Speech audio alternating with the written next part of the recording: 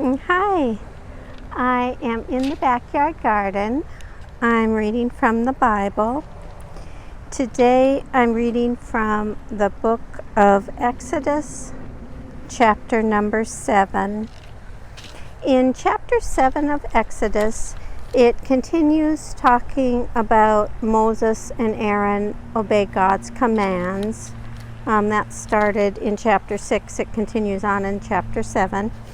And then chapter 7 goes on to talk about Aaron's miraculous rod. And then it finishes up by talking about the first plague, water turned to blood. But before I get started, I want to talk just a little bit about what you see in the video today. This morning I'm showing you a view of my bay plant. I use bay leaf in so much of my cooking, and so it is nice to always have a bay leaf plant so that I can harvest it, dehydrate it, and always have bay leaf handy for cooking. Okay, enough about the garden. Back to Bible reading. Today I'm reading from the book of Exodus, chapter number 7.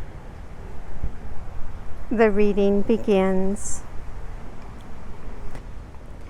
The Lord said to Moses, "See, I have made you like God to Pharaoh, and your brother Aaron shall be your prophet.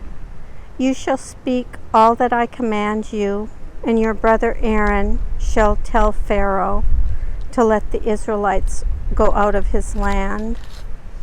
But I will harden Pharaoh's heart, and I will multiply my signs and wonders in the land of Egypt. When Pharaoh does not listen to you, I will lay my hand upon Egypt and bring my people, the Israelites, company by company, out of the land of Egypt, by great acts of judgment. The Egyptians shall know that I am the Lord, when I stretch out my hand against Egypt and bring the Israelites out from among them." Moses and Aaron did so. They did just as the Lord commanded them. Moses was 80 years old, and Aaron 83 when they spoke to Pharaoh. The Lord said to Moses and Aaron, "When Pharaoh says to you, 'Perform a wonder,' then you shall say to Aaron, 'Take your staff and throw it down before Pharaoh, and it will become a snake.'" So Moses and Aaron went to Pharaoh and did as the Lord had commanded. Aaron threw down his staff before Pharaoh and his officials, and it became a snake. Then Pharaoh summoned the wise men and the sorcerers, and they also, the magicians of Egypt, did the same by their secret arts. Each one threw down his staff, and they became snakes. But Aaron's staff swallowed up theirs. Still, Pharaoh's heart was hardened, and he would not listen to them, as the Lord had said. Then the Lord said to Moses, "Pharaoh's heart is hardened. He refuses to let the people go. Go to Pharaoh in the morning, as he is going out to the water. Stand by at the riverbank to meet him. And take in your hand the staff that is turned into a snake. Say to him, 'The Lord, the God of the Hebrews, sent me to you to say, let my people go, so that they may worship me in the wilderness. But until now you have not listened. Thus says the Lord, by this you shall know that I am Lord. See, with the staff that is in my hand, I will strike the water that is in the Nile, and it shall be turned to blood. The fish in the river shall die, the river itself shall stink, and the Egyptians shall be unable to drink water from the Nile.